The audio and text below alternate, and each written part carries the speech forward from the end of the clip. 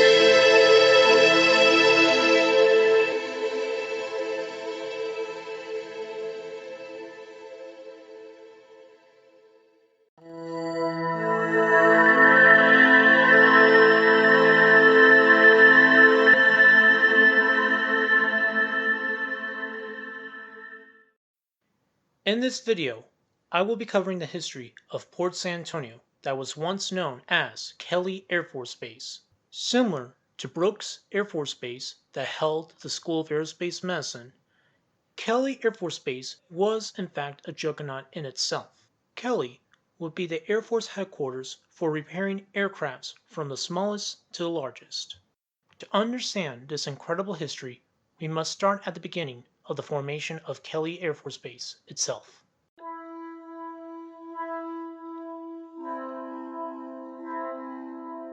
General history, that's huge. It's one of the oldest, was one of the oldest fields for flying in the Air Force inventory, in the DoD, as it opened just a couple of days before we entered World War II.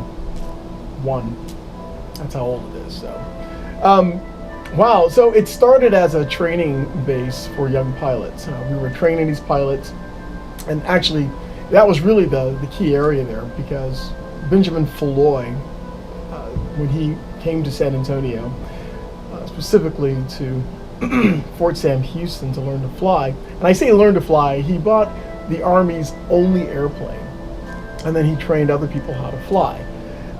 Of course, the last person he was trying to train crashed and died, and that's how he got kicked off the base, and that person was George Kelly. Ergo, when he came back to San Antonio to establish a new installation, he named it after that pilot. But the rationale for opening up Kelly initially in 1917 was to train other pilots. So when that base opened, and then the United States entered World War I, it was a machine. It was a training machine. We were training hundreds of young men to fly. Fighters and bombers, light bombers for the time. They were getting their initial training, and then they were moving on.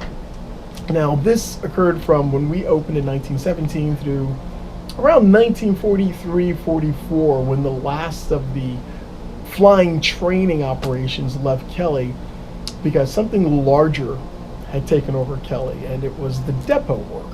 And when I say depot, I mean a plane would come in and we would take the fuel out, take the seats out, strip it down to nuts and bolts, take all the wiring out, replace everything, get it back in flying shape, and get it back into the inventory. That's very important because planes, we only allow our planes to fly for a set number of hours, flying hours, before we ground the plane and do all types of inspections on them. And this is done by the commercial air industry, but I think we're far better at it as the Air Force, and we've always done this. So virtually every plane in the Air Force inventory from day one, actually since before 1947, through the mid-1990s, has come through Kelly. And so that was the larger function that Kelly became, and it was huge. It was very important for the Air Force as a whole, and for San Antonio specifically, because it became actually the number one employer of people. I mean, generations of San Antonians worked at Kelly, and it was very important. So we talk about the overall history.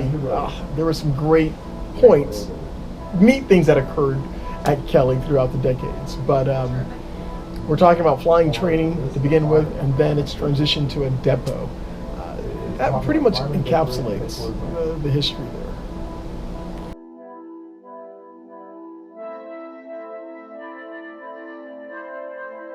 So there were many. The biggest was probably their flight training.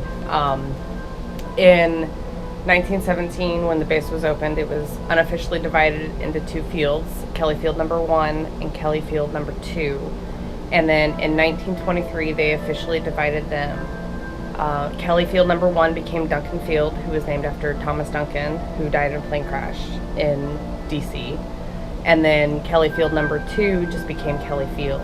And then in 1943, they merged the two fields under one name of Kelly Field, because there was Brooks, Stinson, Duncan, and Kelly where they did flight training at, and there was too much congestion between the four fields. So they consolidated Kelly and Duncan, and that's when Kelly's mission changed from flight training to depot repair work on the airplanes.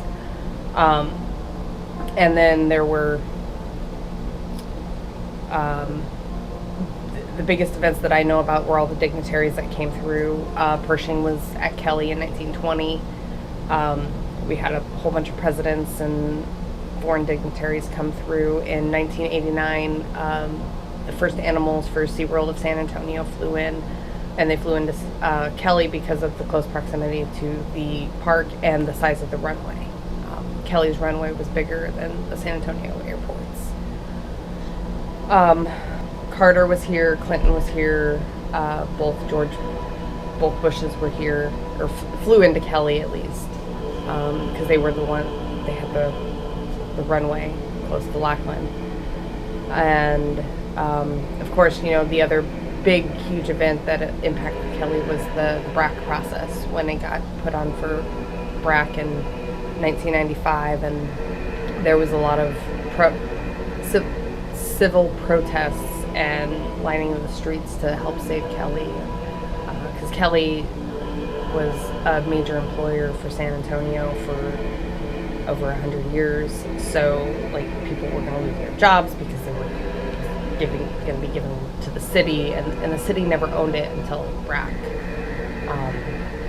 When the base opened in 1917, the city limits were 5 miles away from the base, and now it incorporates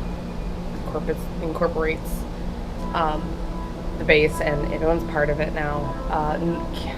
Camp Normoil, which is East Kelly today, was the first part of Kelly that was sold back to the city of San Antonio in '96, and then it officially closed in 2001.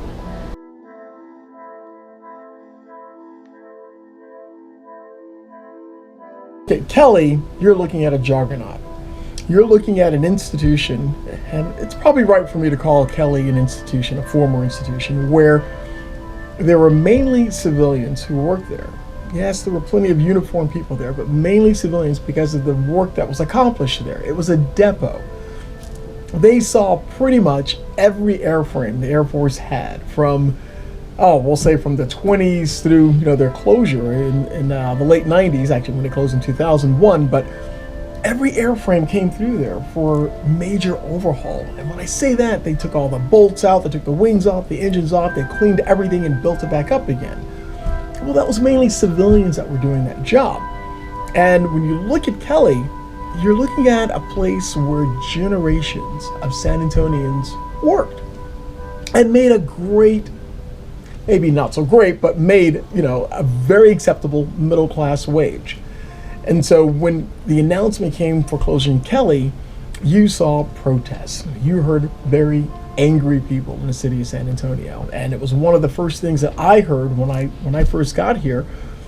I had a gentleman that was really upset about the idea of Kelly closing because his great-great-grandfather worked there. His grandfather worked there. His father worked there. He felt as if he needed to work there as well. It was that emotional connection people of the city had with Kelly. Now, what happened with the major missions that were at Kelly at this point, the depot level work moved to other locations, to Oklahoma and to Georgia, as a matter of fact. But, that called for uprooting yourself and moving, and people were pretty much settled here. They never considered, the whole mission leaving. So a lot of people went and did other things at this point. Now, the city did what they had to do. So they took over a portion of Kelly Field, just like they did Brooks. So I think they called it Brooks City Base when it closed, and now Port San Antonio. I think it was SA. They had another name for it before, but now I think it's Port San Antonio. So the city has done quite a bit to reinvest opportunities there at Kelly, to regrow it. A number of large businesses, including Boeing, and some freight companies, UPS, Evergreen, and the like. Of course, they're there. The flight line is joint use now between the city and the military, the Air Force. But there are clearly not as many jobs there now with the entity of Kelly Air Force Base going away. So thousands upon thousands of people had to reinvent themselves, find other jobs, because the depot work was gone at this point. It was major. It was huge. I don't think of anything that happened that was bigger in San Antonio with the closure of Kelly. Of course, if I think back, I'm probably going to think about the explosion in Medina in 1963. That was big. Of course, that was overshadowed by the assassination of President Kennedy about a month or so later. So, the only other big thing that happened was Kelly closing, and it rocked this city. The city has recovered, there's no doubt. We have recovered, but it was a very big thing for this city, for Kelly Air Force Base to close. So now we are left with the memories.